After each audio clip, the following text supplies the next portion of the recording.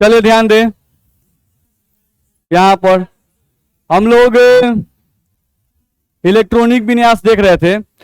Electronic विन्यास में हमको देखना है कि आयनों का इलेक्ट्रॉनिक विन्यास कैसे लिखते हैं, वो भी थोड़ा समझ लेते हैं, देखा जाए तो। आयन के बारे में पहले से आप जानते हैं नहीं?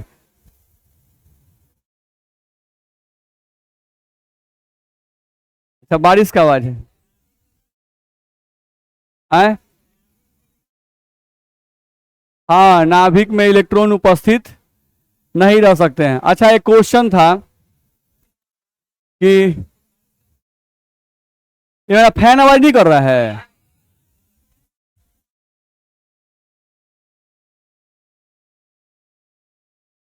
देखा जाए, एक क्वेश्चन जैसे था ना कि नाभिक में इलेक्ट्रॉन उपस्थित नहीं रह सकता है, एक क्वेश्चन था कि इसका कारण बताएं, ठीक है।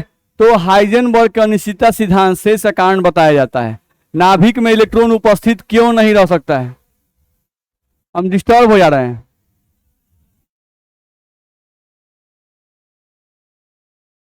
अच्छा, ये आवाज नहीं कर रहा है।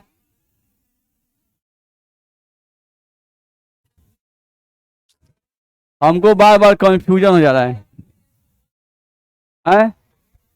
फिर गर्मी लगेगा, आप लोगों का फिर जनरेटर स्टार्ट होगा ना। है? चलिए, टाइम मत काटिए, यहां ध्यान दीजिए। देखिए तो ध्यान दिया जाए, ये भी हैंग कर रहा है, रुक रहा है। Not responding, wait for some time.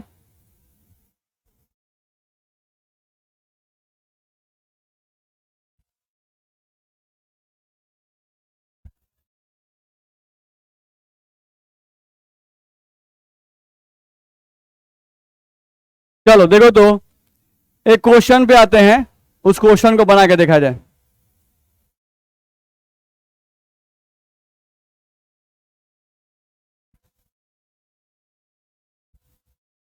देखा जाए, हम लोगों को यहां से एक क्वेश्चन दिया जा रहा है। इस क्वेश्चन में कहा जा रहा है कि नाभिक में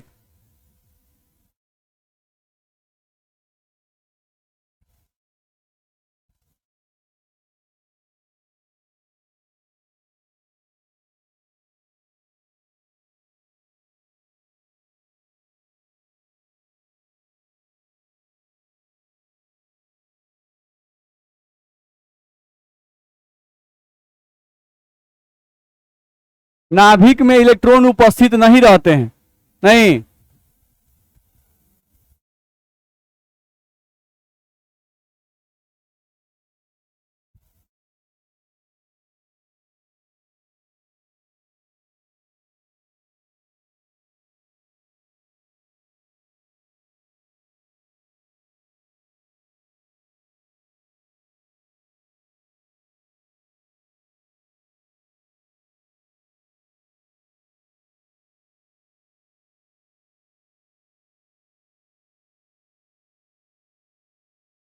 देखा जाए, ये क्वेश्चन है कि नाभिक में इलेक्ट्रॉन उपस्थित नहीं रहते हैं, इस तथ्य को हाइजेनबर्ग सिद्धांत से सिद्ध करें, ठीक है।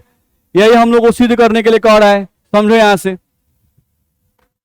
तो इस क्वेश्चन का आंसर अगर हम लोग को बनाना हुआ, इस क्वेश्चन का आंसर हम लोग बनाना हुआ, ठीक है, तो हम समझते हैं, हम लोग पहले क्या करते हैं, हम मान लेते हैं कि इलेक्ट्रॉन नाभिक में उपस्थित रहेगा। माना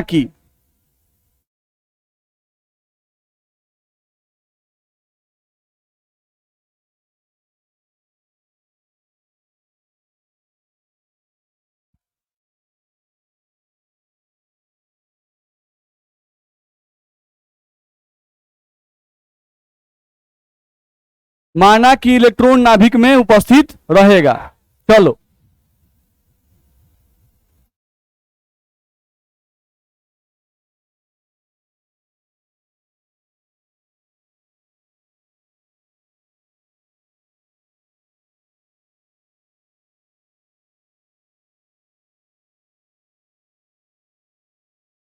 नाभिक की त्रिज्या, औसत त्रिज्या जो होती है वो लगभग कितनी होती है? 10⁻⁻15 मीटर। तो अगर इलेक्ट्रॉन नाभिक में रहेगा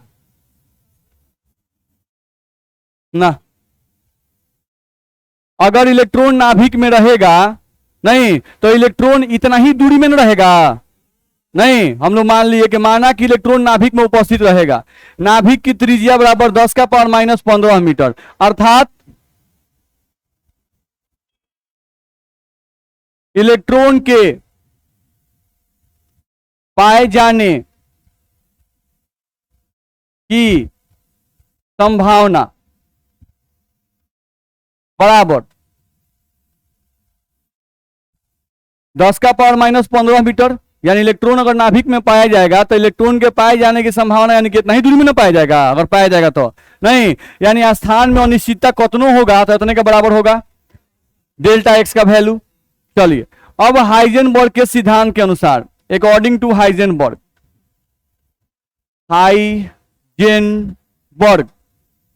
अकॉर्डिंग टू हाइजेनबर्ग के अनुसार देखते हैं। तो हाइजेनबर्ग के अनुसार अगर देखा जाए तो हम लोग को बताया गया है delta x into delta v is equals to h/4πm, ऐसा बताया गया है। नहीं, अब देखो तो डेल्टा एक्स गुना डेल्टा वी बराबर h/4πm हो गया। पानी गिर रहा है क्या? घसका दो उसको,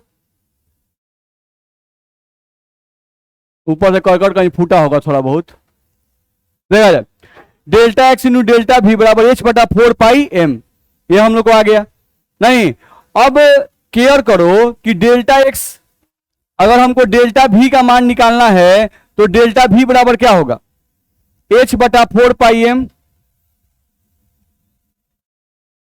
होगा, और ये जो डेल्टा एक्स है वो कहां आएगा? नीचे आएगा, आएगा। चलो, अब यहां से डेल्टा वी बराबर, अच्छा थोड़ा वैल्यू देखो तो h/4πm का वैल्यू कैलकुलेट करके हम बताए थे जब हाइजेनबर्ग पढ़ाए थे गधा सब, तो कॉपी अपना पलटो कॉपी में लिखा होगा, तो h/4πm का वैल्यू हम बताए थे। एक आदमी बोलिए, एक आदमी को खड़ा को बोलिए, h/4πm का वैल्यू कैलकुलेट करके हम बताए थे, कितना होगा? देख के ही बताना है। हाँ बोलिए, 0.05 गुना -30 3। मेरा ही कान खराब हो गया का? 0.05 गुना 10⁻−3, इतना में दिक्कत नहीं है। नहीं, चलो, तो डेल्टा वी का वैल्यू अगर, और बट्टा में हम लोग क्या है, ये आ गया इसका, अब बट्टा में क्या है? डेल्टा एक्स, ये लिख दिए। अब यहां से देखो तो डेल्टा वी का वैल्यू हम लोग निकालते हैं, तो डेल्टा वी बराबर, अच्छा इसको ऐसा कर लेते हैं, 5 गुना 10⁻−3 है, बट्टा में 100 जाएगा, ऊपर है 10⁻−5। नहीं, ये है नीचे जो है वो कितना है? डेल्टा एक्स का मान 10⁻−15 होगा। अच्छा चलो, यहां पर थोड़ा ध्यान से देखो, डेल्टा वी का मान निकालेंगे तो डेल्टा वी बराबर 5 गुना 10 का पावर कितना होगा? 10 आएगा मीटर पर सेकेंड वेलोसिटी है, तो इतना में दिक्कत है। चलो, अब हम लोग ध्यान यहां से देते हैं, यहां से हम लोग ध्यान दें तो हम लोग क्या समझ में आ रहा है? समझ में ये आ रहा है कि अगर इलेक्ट्रॉन नाभिक में पाया जाएगा, अगर इलेक्ट्रॉन नाभिक में पाया जाएगा, हम लोग क्या माने हैं?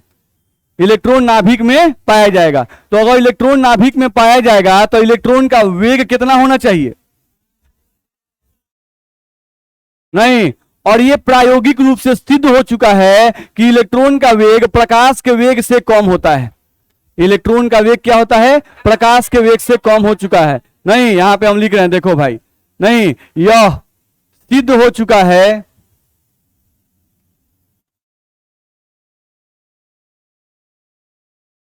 यह सिद्ध हो चुका है कि इलेक्ट्रॉन का वेग प्रकाश के वेग से, प्रकाश का वेग कितना?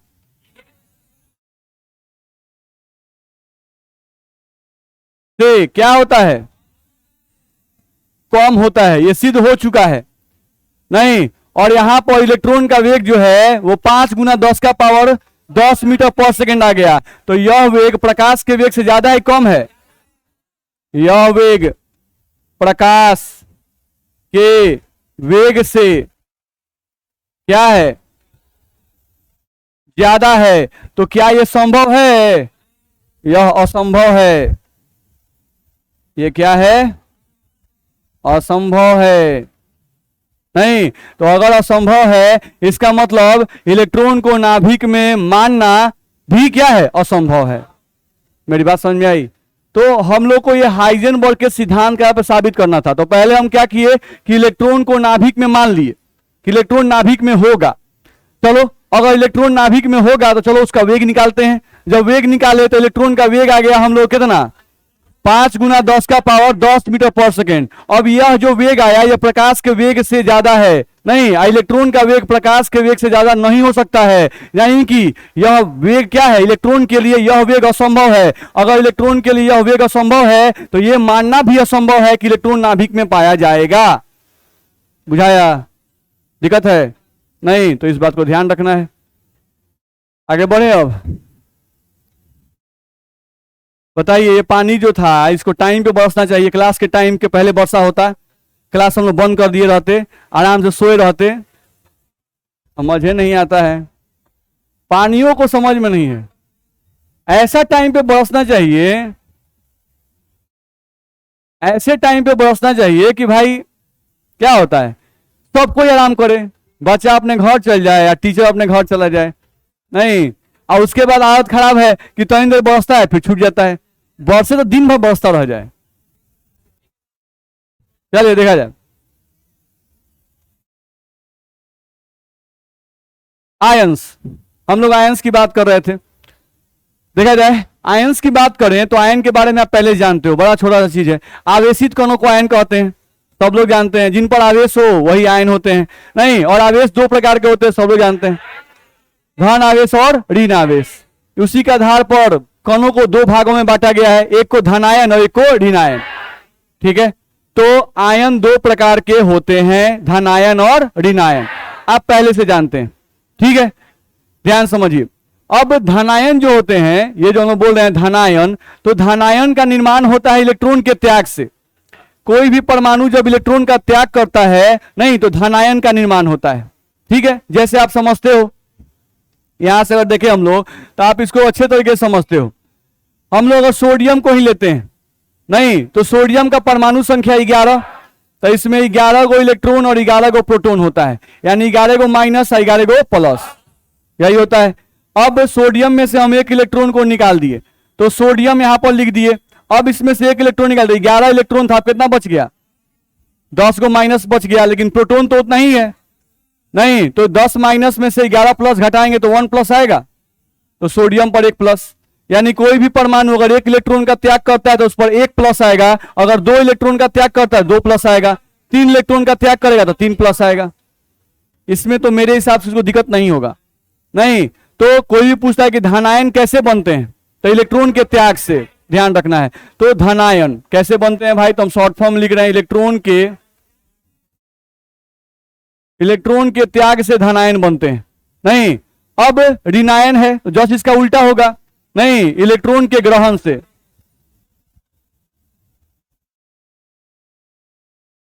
ऋणायन का निर्माण होगा इलेक्ट्रॉन के ग्रहण से। कोई भी परमाणु इलेक्ट्रॉन को ग्रहण करेगा तो उस पर ऋण आवेश आएगा। कोई भी परमाणु जब इलेक्ट्रॉन को ग्रहण करेगा तो उस पर क्या आएगा, ऋण आवेश। जैसे आप नॉर्मल एग्जांपल ले सकते हो, फ्लोरीन का ही ले लो। फ्लोरीन परमाणु संख्या इसका 9 होता है, तो इसमें इलेक्ट्रॉन भी 9 गो, प्रोटॉन भी 9 गो। ठीक है, यानी कि 9 गो माइनस और 9 गो प्लस। अब इसमें हम इलेक्ट्रॉन जोड़ दें तो इलेक्ट्रॉन 9 था, अब इलेक्ट्रॉन कितना हो जाएगा, 10। प्रोटॉन उतना ही रहेगा, कितना हो जाएगा, -1 आएगा। दिक्कत है, लिख सकते हैं। तो अगर 1 इलेक्ट्रॉन को ग्रहण किया तो 1 माइनस आएगा। वही अगर ऑक्सीजन अगर 2 इलेक्ट्रॉन को ग्रहण करता है तो उस पर कितना माइनस, 2 माइनस आएगा। ध्यान रखना है, कर सकते हैं कि नहीं, ध्यान रखना है। तो ये हम लोग को ध्यान रखना है कि कोई भी परमाणु जितने इलेक्ट्रॉन को ग्रहण करेगा उतना ही उस पर माइनस आएगा। दिक्कत है। चलिए अब ये पूछ लेते हैं 1-2 आदमी से, थोड़ा हमको क्लियर हो जाएगा। जैसे मान लो हम लोग को दिया हुआ है एल्युमिनियम, और एल्युमिनियम पर 3+ चार्ज दिया है, जिसे पूछेंगे वही बताएंगे। चलिए सर आप बताइए, एल्युमिनियम पर 3+ चार्ज दिया हुआ है, तो इसमें आपको इलेक्ट्रॉन का संख्या बताना, इलेक्ट्रॉन कितना होगा? एल्युमिनियम का परमाणु संख्या जानते हैं? बोलिए, एल्युमिनियम का परमाणु संख्या। देखिए कितना लोग है हवा में उड़ा रहे हैं, आपके कान में पहुंचा? नहीं। चलिए 13। तो एल्युमिनियम में 13 इलेक्ट्रॉन होता है, तो एल्युमिनियम पे अगर 3+ आ गया तो अब ये बताइए कि इलेक्ट्रॉन कएगो? 10। 3+ का मतलब 13 में से 3 घटा देंगे, नहीं तो इसके पास इलेक्ट्रॉन कएगो? 10 गो। बिल्कुल सही है, बैठिए बता सकते हैं ना? नहीं, जैसे मान लो हम लोग को यहां पर दे दिया गया कोई भी, जैसे सल्फर दे दिया गया और सल्फर पर 2- दिया गया, नहीं बताइए? हाँ नहीं पता है। चलिए, सल्फर का परमाणु संख्या याद है कितना है? 18 होता है। अच्छा, आर्गन कितना होता है? 16 होता है। सल्फर का परमाणु संख्या 16 होता है, नहीं तो इसके पास इलेक्ट्रॉन 16 को होगा। अच्छा 2- आ गया, S2- आ गया, तो अब इसमें इलेक्ट्रॉन कय को होगा? 18 के 20। ठीक सोच के बताइए, रुकिए, हैं कैसे 18 होगा? 2 को माइनस आया, इसका परमाणु संख्या 18 होता है, तो 18 नहीं सॉरी 16 होता है, तो 16 में से 2 घटाएंगे क्योंकि माइनस है, तो घटाएंगे तो 14 आएगा ना? हैं बोलो,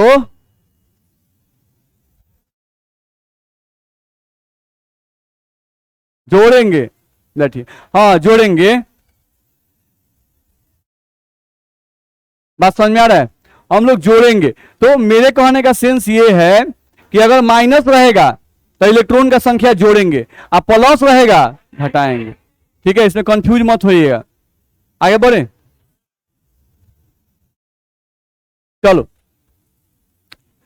देखा जाए तो सबसे पहले लिख रहा है धन आवेशित परमाणुओं का विन्यास। जो धन आवेशित परमाणु होते हैं उनका हम लोग को विन्यास लिखना है।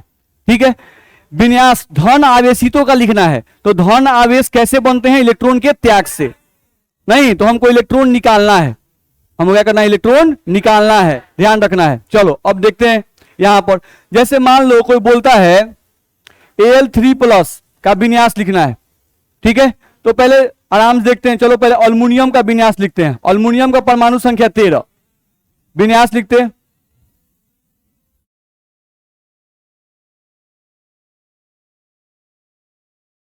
होगा 13 को भरना था, 2 2 4 6 4 10 2 12 और 1 13 भर दिए। अब हमको एल्युमिनियम पर 3+ चार्ज है, तो उदासीन एल्युमिनियम का सामने लिखा हुआ है Al3+ का लिखना है। इसका मतलब इस उदासीन एल्युमिनियम में से 3 गो इलेक्ट्रॉन निकालना है। तो उदासीन एल्युमिनियम में से अगर 3 इलेक्ट्रॉन को निकालना है तो 3 इलेक्ट्रॉन कहां से निकालेंगे? बाहरी कक्ष से कि अंदर वाले कक्ष से? बाहरी कक्ष से निकालेंगे। तो अब यहां पर बाहरी कक्ष हमारे पास यही है, नहीं जो सबसे बड़ा कक्ष संख्या होता है वही बाहरी कक्ष होता है, नहीं तो सबसे बड़ा कक्ष संख्या इसमें 1 है 2 है 2 है 3 है 3 है, तो 3 जो है वही होगा बाहरी कक्ष, नहीं तो 3 इलेक्ट्रॉन निकालना है, तो P में से 1 निकलेगा और सल्फर में से 2 को निकलेगा, नहीं तो 2 और 1 3 निकाल सकते हैं, तो 3 निकाल दिए। तो अब जो बचा उसको लिख दो, तो क्या क्या बच गया? 1s2 2s2 2p6, ये तो दोनों निकल गए ना, तो जो निकल गए उनको छोड़ देना है, नहीं तो आपका जो बच गया 1s2 2s2 2p6 उसको लिख दिए, तो Al3+ का विन्यास लिखा जाएगा? दिक्कत है? नहीं। चलिए, तो उसी आधार पर आप Fe3+ का लिखिए, जिससे पूछेंगे वो बताएंगे। Fe3+ का विन्यास कॉपी पर लिखिए, Fe3+ का विन्यास अपने कॉपी पर लिखिए, जिससे पूछेंगे वो बताएंगे।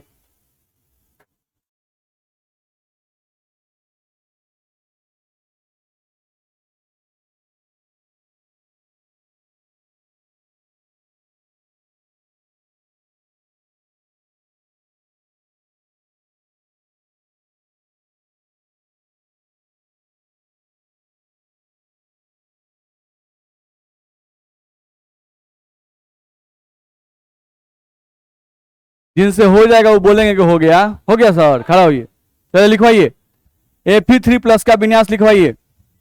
1s2 2s2 2p6 3s2 3p6 4s2 3d3, यही ना। चलिए इसके अलावा और कोई लिखे हैं? खड़ा होइए, आप अपना लिखवाइए। 1s2 2s2 2p6 3s2 3p6 3d2, यही ना। चलिए और कोई लिखे हैं? हाँ सर खड़ा होइए, बोलिए। 1s2 इन दोनों से अलग है ना, इन दोनों से अलग है ना। हाँ बोलिए। 1s2 2s2 2p6 3s2 3p6 3d5। चलिए और कोई? हाँ सर इन तीनों में से अलग है, नीचे वाला लास्ट वाला आपका भी है, और लास्ट वाला होगा तो अभी तो आप 3d2 बोले थे। बैठिए, जो लास्ट वाला है वही सही है। बैठिए बैठिए। हम लोग को ध्यान रखना है, आपको केयर करना है। जैसे आयरन हम लिखते हैं Fe26, तो इसका विन्यास आप लिखते हैं ऐसे 1s2 2s2 2p6 3s2 3p6 4s2 और 3d6, यही आपका होता है। अब हमको इलेक्ट्रॉन निकालना है, कई गो? 3 गो। तो 3 इलेक्ट्रॉन निकालना है तो इलेक्ट्रॉन निकालेंगे बाहरी कक्ष से। किससे निकालेंगे? बाहरी कक्ष से। तो बाहरी कक्ष का मतलब होता है सबसे बड़ा कक्ष संख्या, याद रखिएगा। बाहरी कक्ष का मतलब सबसे बड़ा कक्ष संख्या। बाहरी कक्ष का मतलब यह नहीं होता है कि जो सबसे बाद में लिखा गया है, जो सबसे बाद में लिखा गया है वो बाहरी कक्ष नहीं होता है। बाहरी कक्ष का मतलब सबसे बड़ा कक्ष संख्या। तो इसमें सबसे बड़ा कक्ष संख्या खोजिए, 4 4, ये है सबसे बड़ा कक्ष संख्या, तो यही बाहरी कक्ष है। इलेक्ट्रॉन सबसे पहले इसमें से निकालेंगे, ना कि 3D में से निकालेंगे। नहीं तो हमको 3 निकालना है, तो पहले 4s में 2 इलेक्ट्रॉन है तो 2 इलेक्ट्रॉन पहले 4s में से निकल गया। नहीं, जब 4s से निकल गया अब 3s 3p 3d, इन तीनों में बाहरी कौन है? 3d। नहीं तो अब इससे इलेक्ट्रॉन निकालेंगे तो 2 गो इसमें से आएगा, इसमें से, तो 3d5 बच जाएगा। तो ये वाला विन्यास सही होगा।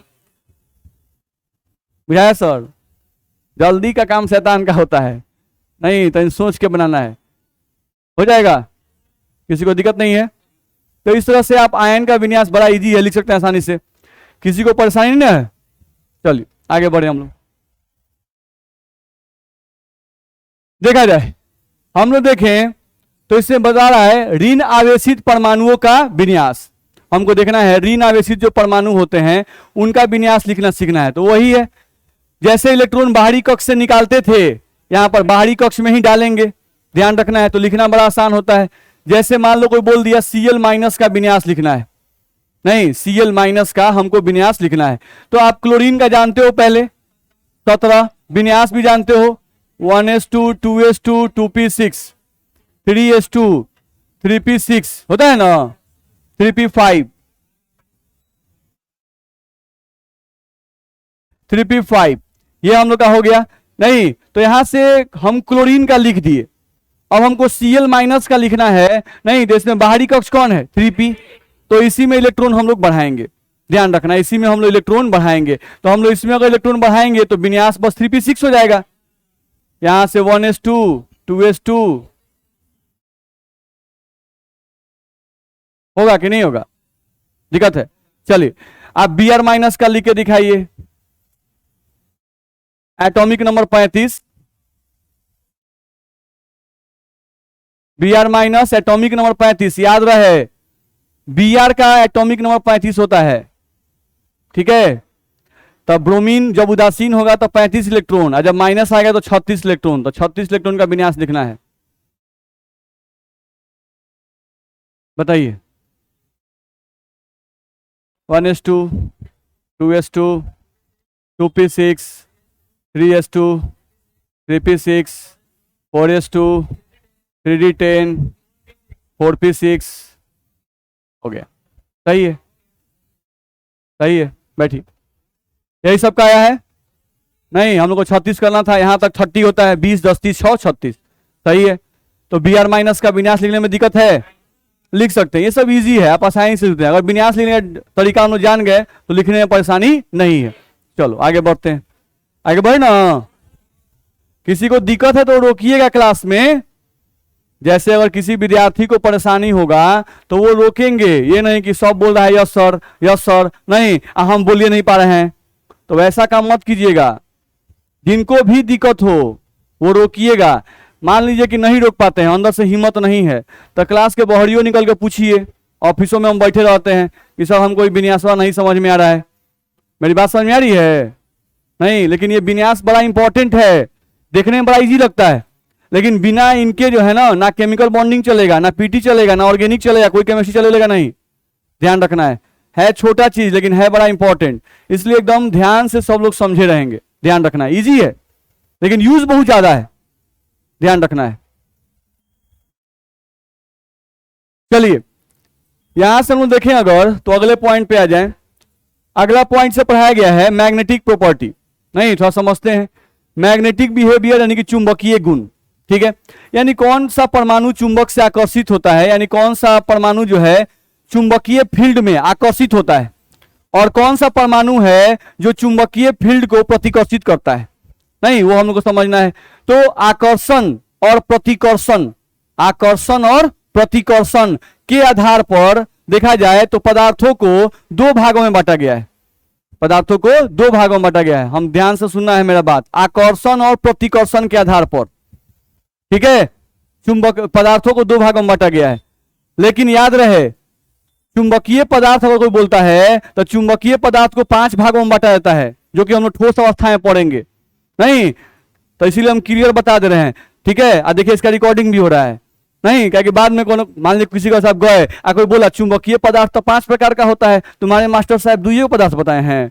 तो देखिए हम लोग को 5 पदार्थ पढ़ना है, लेकिन ठोस अवस्था में पढ़ना है। नहीं, वहां पे पदार्थ ठोस अवस्था, तो उस चैप्टर में हम लोग को चुंबकीय पदार्थ का सभी पदार्थों का पढ़ना है। नहीं, यहां पर हम लोग को सिर्फ 2 पदार्थों के बारे में ही पढ़ना है, ठीक है। इसलिए हम स्पष्ट बता दे रहे हैं। ऐसा नहीं कि चुंबकीय पदार्थ 2 प्रकार के होते हैं। कितने प्रकार होते हैं? 5 प्रकार के होते हैं, लेकिन यहां पर हम लोग अभी 2 प्रकार के ही पढ़ रहे हैं, उन्हीं का उपयोग हम लोग को अभी मिलता है। चलो, तो यहां पर हम देखें अगर, तो चुंबकीय गुण के आधार पर पदार्थों को मुख्यतः 2 भागों में बांटा गया है, ठीक है। पैरामैग्नेटिक सबस्टांस और डायामैग्नेटिक सबस्टांस। पैरामैग्नेटिक सबस्टांस को हिंदी में कहते हैं अनुचुंबकीय पदार्थ, नहीं, और डायामैग्नेटिक को कहते हैं प्रतिचुंबकीय पदार्थ, ठीक है। तो 2 तरह के पदार्थ आ गए, नहीं, चुंबकीय गुण के आधार पर। एक को बोला गया अनुचुंबकीय और एक को कहा गया प्रतिचुंबकीय। अब अनुचुंबकीय पदार्थ किसे कहते हैं भाई? तो वैसे पदार्थ जो चुंबक से आकर्षित होते हैं, वैसे पदार्थ जो चुंबकीय क्षेत्र में आकर्षित होते हैं। नहीं, इसे मान लो को मैग्नेटिक फील्ड उत्पन्न कर दिए, नहीं होता है, मैग्नेटिक फील्ड उत्पन्न कर दिए। अब मैग्नेटिक फील्ड में किसी पदार्थ को डाले, मैग्नेटिक फील्ड में वो पदार्थ डालने के बाद अगर वो मैग्नेट से आकर्षण दिखाने लगा, यानी मैग्नेट से चिपकने लगा, तो इसका मतलब हुआ कि वह पदार्थ चुंबकीय गुण प्रदर्शित कर रहा है। चुंबक से आकर्षण दिखा रहा है, नहीं, यानी चुंबकीय गुण प्रदर्शित कर रहा है। ध्यान रखना है। तो ऐसे पदार्थ जो होते हैं वो अनुचुंबकीय पदार्थ कहलाते हैं। क्या कहलाते हैं? अनुचुंबकीय पदार्थ कहलाते हैं। अनुचुंबकीय पदार्थ में एक खराबी होता है। खराबी क्या है कि जब तक आप चुंबकीय फील्ड, चुंबकीय क्षेत्र उत्पन्न करे रखिएगा, तभी तक ये चुंबकीय गुण दिखाते हैं। जैसे ही आप ये फील्ड हटाइएगा ना, नहीं, जैसे ये फील्ड हटा दीजिएगा, वैसे ही इनका चुंबकीय गुण खत्म हो जाता है। बात समझ में आ रहा है? कैसे आप पर पूरा पूरी लागू होता है? जैसे गार्जियन आपके पिताजी जब आपके रहते हैं, तो उनके क्षेत्र में जब तक आप रहते हैं आप पढ़ते हैं। नहीं, एक खराबी है कि जैसे इनका क्षेत्र हटा, मालूम चला कि बाबूजी बाजारे गए, नहीं, तो आपका जो पढ़ाई वाला प्रॉपर्टी रहता है वो एकाएक गायब हो जाता है, वैनिश कर जाता है, होता है ना। तो ये लोग क्या कहलाते हैं? Paramagnetic substance. यानी जब तक चुंबकीय क्षेत्र है भाई, तब तक इनमें चुंबकीय गुण पाया जाएगा। चुंबकीय क्षेत्र हटा दीजिएगा, इसमें चुंबकीय गुण गायब हो जाएगा। इनकी ये खराबी है। आगे चल के आप पढ़िएगा, एक सबस्टांस आता है फेरोमैग्नेटिक सबस्टांस। नहीं, एक ऐसा सबस्टांस आता है जिसका नाम है फेरोमैग्नेटिक सबस्टांस। तो फेरोमैग्नेटिक सबस्टांस की क्या खासियत होती है कि उसको चुंबकीय क्षेत्र आप एक बार लगा दिए, नहीं, चुंबकीय क्षेत्र आप एक बार लगा दिए तो वो चुंबक की तरह बिहेवियर दिखाने लगेगा, नहीं, यानी चुंबक की तरह काम करने लगेगा। बात समझ में आ रहा है? और अगर थोड़ा लंबे टाइम तक उसको चुंबकीय क्षेत्र में रख दीजिएगा और उसके बाद चुंबकीय क्षेत्र हटा भी दीजिएगा ना, तभी वो चुंबक की भांति ही व्यवहार दिखाता है। नहीं, कुछ विद्यार्थी होते हैं पहले शुरू में पढ़ने में मन नहीं लगता है, मजा नहीं आ रहा है, नहीं, लेकिन उनको प्रेशर देके कैसे भी करके उनको पढ़ाई के क्षेत्र में घुसा दिया गया, उनको मन लगवाने लगा गया, नहीं, तो धीरे धीरे उनका पढ़ाई मन लगने लगता है। और जब मन लगने लगता है तब उनको किसी क्षेत्र की आवश्यकता नहीं होती है, उनको किसी प्रेशर की आवश्यकता नहीं होती है। बिना गार्जियन के भी, बिना किसी प्रेशर के भी वो किताब पलटते रहते हैं, पढ़ते रहते हैं। नहीं तो आप लोग किस कैटेगरी में आते हैं, पैरामैग्नेटिक की फेरोमैग्नेटिक? देखिए बहुत सब बोल रहा है पैरामैग्नेटिक, सही है भाई, बहुत है जो पैरामैग्नेटिक क्षेत्र में ही आता है, ध्यान रखना है। तो कोशिश कीजिए कि आप लोग फेरोमैग्नेटिक बने।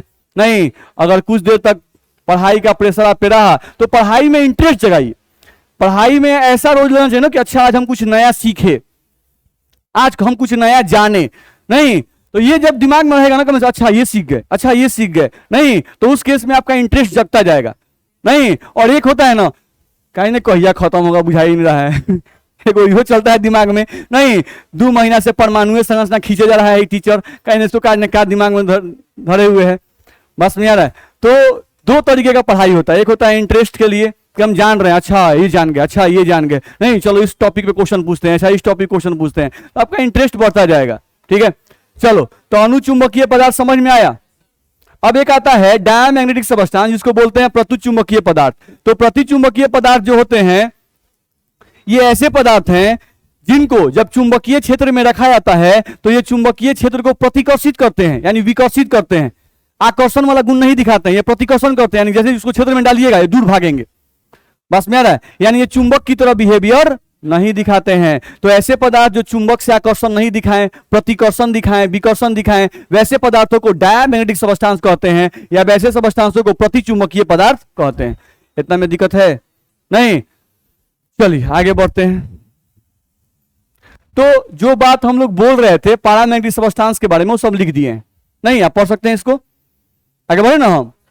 ये सब जो बातें हम बोले वो सब इसमें लिखा हुआ है, नहीं चलिए डायमैग्नेटिक सबस्टेंस के बारे में हम जो बात बोले वो सब बात भी यहां लिखा हुआ है, नहीं इसको आप पढ़ सकते हैं। अब देखिए इसे टाइम सेव होता है कि नहीं, नहीं तो कुछ तो टाइम उनका सेव होगा, तो अब लिखेंगे तो फिर टाइम नहीं जाएगा, और आप समझने के लिए समझ गए कि नहीं, नहीं तो अब रगड़े उसी बात को बिना मतलब का बोल के। चलिए यहां पे आते हैं, अब आया है मैग्नेटिक मोमेंट। हाँ उन दोनों के बारे में एक बात और समझ लें, हम लोग को ध्यान रखना है कि अच्छा हम लोग को अगर कोई सबस्टेंस दे दिया गया, हम लोग कोई सबस्टेंस अगर दे दिया गया और पहचानने के लिए कहा गया कि जो सबस्टेंस है वो पैरामैग्नेटिक है या डायमैग्नेटिक, नहीं तो समझना है। अब बार बार हम लोग पदार्थ लाएं कहीं से, चुंबक कहीं से लाएं, नहीं उसको चुंबक से सटा सटा के देखें, नहीं कि पदार्थ चुंबक से आकर्षित होता है कि प्रतिकर्षित होता है, यह संभव है नहीं। तो हम लोग कैसे बताएंगे, तो कोई भी पदार्थ अनुचुंबकीय है कि प्रतिचुंबकीय है ये बताना बड़ा आसान है। नहीं कुछ नहीं करना है भाई, बस इलेक्ट्रॉनिक विन्यास लिखने आना चाहिए, आपको अजोड़ा इलेक्ट्रॉन निकालने आना चाहिए। याद रखना है कि जिन परमाणुओं के पास अजोड़ा इलेक्ट्रॉन उपस्थित रहते हैं, जिन परमाणुओं के पास अजोड़ा इलेक्ट्रॉन उपस्थित रहते हैं वे परमाणु अनुचुंबकीय होते हैं, यानी चुंबक से आकर्षित होते हैं। और जिन परमाणुओं के पास अजोड़ा इलेक्ट्रॉन नहीं रहते हैं वे परमाणु चुंबक को प्रतिकर्षित करते हैं, यानी वो प्रतिचुंबकीय कहलाते हैं। तो जिनके पास अजोड़ा इलेक्ट्रॉन रहेगा वो अनुचुंबकीय, और जिनके पास अजोड़ा इलेक्ट्रॉन नहीं रहेगा वो प्रतिचुंबकीय। तो एग्जाम्पल हम लोग पीछे वाले में ही कर लेते, देखा जाए ये जो हम लोग को दिया गया है इनके पास, तो हम लोग ये बात लिख दिए हैं, वैसे पदार्थ जिनके पास अजोड़ा इलेक्ट्रॉन उपस्थित रहते हैं, नहीं सामान्यतः वैसे पदार्थ चुंबक से आकर्षित होते हैं, इसलिए ऐसे पदार्थों को अनुचुंबकीय कहते हैं। लिखा हुआ है ना, नहीं आप कोई भी एग्जांपल ले सकते हो, जैसे मान लो आयरन बड़ा वेल नोन है, आयरन को आप ले लो, एटॉमिक नंबर 26। अगर हम आयरन का सीधे लास्ट वाला कॉन्फ़िगरेशन लिख रहे हैं तो ये होता है ना 4:3d6, नहीं 4:3d6, नहीं तो 4:2 पर 20 और 3d पर 6। तो डी के लिए आप डब्बा जानते हो कि डी के लिए डब्बा कितना, 1 2 3 4 इलेक्ट्रॉन 6, 1 2 3 4 5 और 1 6। तो इसके पास अजोड़ा इलेक्ट्रॉन कितने हैं, 4। अब इसी में कौन गधा 6 बोल रहा है, अजोड़ा बराबर 4 इलेक्ट्रॉन, तो अजोड़ा बराबर 4 इलेक्ट्रॉन है तो ये चुंबक से आकर्षित होगा कि नहीं होगा, होगा। ध्यान रखना है अजोड़ा इलेक्ट्रॉन की संख्या जितनी ही ज्यादा होगी चुंबक से आकर्षण उतना ही ज्यादा होगा, ये बात ध्यान रखना है। तो यहां पर आयरन जो है वो पैरामैग्नेटिक कहलाएगा, इसको हम लोग क्या कहेंगे, पारा, तो ये पारा कहलाएगा। नहीं आप सोडियम को ले लो, तो सोडियम परमाणु संख्या 11, जब इसका बाहरी विन्यास लिखोगे तो 3s1 आएगा, नहीं, इसका बाहरी विन्यास लिखेंगे तो क्या आएगा 3s1। तो आप s के लिए डब्बा बनाओगे भाई, तो s के लिए एक डब्बा बनता है, इलेक्ट्रॉन कएगो एगो। तो अगर एक इलेक्ट्रॉन है तो अनपेयर्ड इलेक्ट्रॉन और जोड़ा इलेक्ट्रॉन कएगो एगो। तो इसको पारा की डाया, पारा कहेंगे, कह सकते हैं कि नहीं? दिक्कत है? तो ये पहचानना आसान है, विन्यास लिख के किसी के बता सकते हैं हम लोग, बता सकते हैं? नहीं। हम लोगों को मान लो दे दिया गया निकल, नहीं तो निकल का हम लिखते हैं तो 4s2 और 3d8, परमाणु संख्या 28 नहीं हुआ। तो अगर हम लोग 3d देखें तो 3d में डब्बा, डी में डब्बा 5 गो, तो 1 2 3 4 5 ये इसी का है, 6 7 8 और जोड़ा कय गो 2 है, और जोड़ा इलेक्ट्रॉन 2 है। तो क्या कहलाएगा? ये पारा कहलाएगा। बोलो दिक्कत है? तो पारा पहचानना मुश्किल है कि भारी है? कोई भी पदार्थ, जैसे मैग्नीशियम ले लो, एटॉमिक नंबर 12, आप इसका विन्यास 3s2 आता है लास्ट वाला, देख लो 1s2 2s2 2p6 3s2 है। तो इसका जो बाहरी कक्ष है उसको ध्यान देखो 3s, s के लिए डब्बा कएगो, इलेक्ट्रॉन कएगो, तो इसके बाहरी कक्ष और जोड़ा इलेक्ट्रॉन कएगो आया, और जोड़ा इलेक्ट्रॉन बराबर 0। अकेला रहेगा तब ना जोड़ा होगा, जब एक कक्षक में 2 इलेक्ट्रॉन आ गए थे क्या हो गया जोड़ा। तो अजोड़ा इलेक्ट्रॉन 0 है, इसलिए ये क्या कहलाएगा डाया। इसको डायमैग्नेटिक कहेंगे, यानी प्रतिचुंबकीय कहेंगे। परेशानी है? पहचान सकते हैं ना? नहीं, तो वही चीज तो हम लोग को यहां से बताया गया है कि भाई अनुचुंबकीय किसे कहेंगे और प्रतिचुंबकीय किसे कहेंगे, तो पहचान सकते हैं? नहीं। अब इसका एक तरीका भी होता है, जैसे देखो हम लोग को अगर पहचानना होता है तो एक तरीका होता है कि अगर कोई भी परमाणु दिया है, उसका परमाणु संख्या अगर ऑड नंबर में है, विषम संख्या, अगर परमाणु संख्या ऑड नंबर में है, तो उस परमाणु के लिए यह बताना जरूरी नहीं है कि वो पारा है कि डाया है, सीधे पारा नहीं, सीधे क्या बोलना है? पारा, क्योंकि उसके पास अजोड़ा इलेक्ट्रॉन होगा ही। बात समझ में आ रहा है? ये कन्फर्म है। तो अगर किसी परमाणु का परमाणु संख्या क्या रहे, विषम रहे, ऑड नंबर रहे, तो निश्चित रूप से वो परमाणु क्या होगा? पारा होगा। बात समझ में आ रहा है? और अगर किसी परमाणु का परमाणु संख्या सम संख्या हो, तो उस केस में उसको चेक करना होगा कि वो पारा है कि डाया है। गधा सब अपने से पहले ही एडवांस में कि विषम है तो पारा और सम है तो डाया, नहीं, विषम है तो कंफर्म है कि वो पारा मैग्नेटिक होगा, अनुचुंबकीय होगा, चुंबक से आकर्षित होगा, कंफर्म है। लेकिन अगर किसी के पास सम संख्या है, नहीं, किसी के पास क्या है? सम संख्या है, तो उस केस में आपको चेक करना पड़ेगा कि उसमें अजोड़ा इलेक्ट्रॉन है या नहीं है। नहीं, तो अजोड़ा इलेक्ट्रॉन अगर होगा, अजोड़ा इलेक्ट्रॉन अगर होगा तो पारा होगा, और अगर अजोड़ा इलेक्ट्रॉन नहीं होगा तो डाया होगा। तो उस केस में चेक करना होता है। फिर भी आपका होमवर्क क्या रहा? 1 से लेकर 30 तक का 1 to 30 में आपको पहचान के लाना है कि कय गो पारा है और कय गो डाया है। तो याद रखिएगा, डाया वाले का संख्या बहुत कम होता है, तो वह 1 से लेकर 30 तक में आपको पारा कय गो है और डाया कय गो है वो लिख के लाना है, पहला। दूसरा ध्यान रखना है कि जो डाया वाला है उसको याद करके आना है, क्योंकि डाया वाला मुश्किल से 6-7 गो होगा, नहीं, ध्यान रखना है। तो वो डाया वाला आपको याद करके आना है कि डाया वाला कौन कौन सा है, नहीं, वो याद करके आप आएंगे। चलिए आज के क्लास में इतना ही।